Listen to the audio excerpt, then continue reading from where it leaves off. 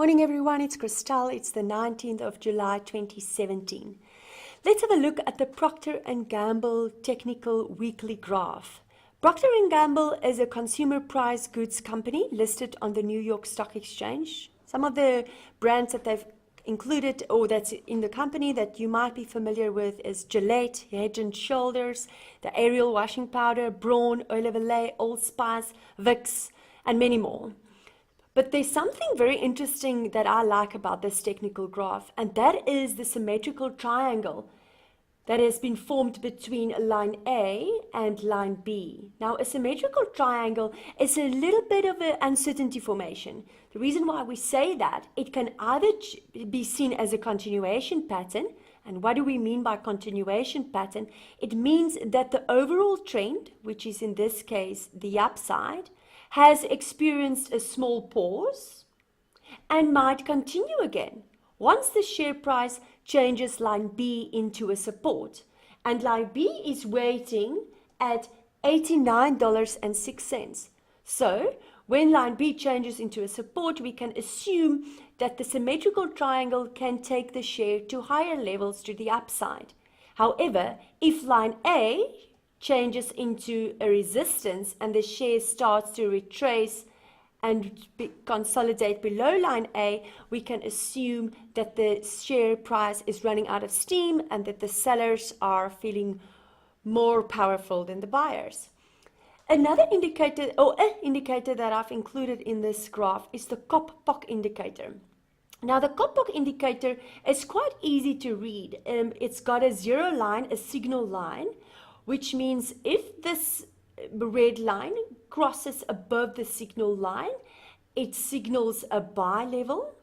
And if it crosses below the signal line, it signals a sell level. So here we had a buy when it crossed up, here we had a sell, here with basically nothing, it just bounced, so we can assume that it was a buy because it didn't break it. Here again a buy. Now, the Copdog Indicator is a momentum indicator, and the reason why I like this indicator, or what I find interesting about this indicator, in its formula, how it is constructed, it uses the 11 and 14 period in its formula. And the reason why they are using the 11 and 14 period is years ago, the bishops said that the average person's morning rate, or average person's morning period when they lose a loved one, is between 11 and 14 months. So that's why they're using that. So technically, just to wrap it up, above line B, we can assume that the share price can reach for lower levels, which is waiting at $89.06. And below line A, we can assume that the share price is running out of steam, which is waiting at $87.18. If you haven't got this in your share in your portfolio yet, there's one thing that keeps bugging me at the back of my mind, and that is the fact that the Dow, S&P, and NASDAQ are very toppish at the moment. They've had massive rallies, and they're recording new record highs every day. So I would be a little bit concerned about that, and investing in especially the consumer sector where Joe Soap is under pressure, not only in the States but around the world. That's the only thing that concerns me about this. But technically, the symmetrical triangle is saying that there might be something happening. Interesting enough, just quickly, something that I've also now spotted here is a possible inverse head and shoulder formation that might be in the making here. Ooh, look how I'm drawing.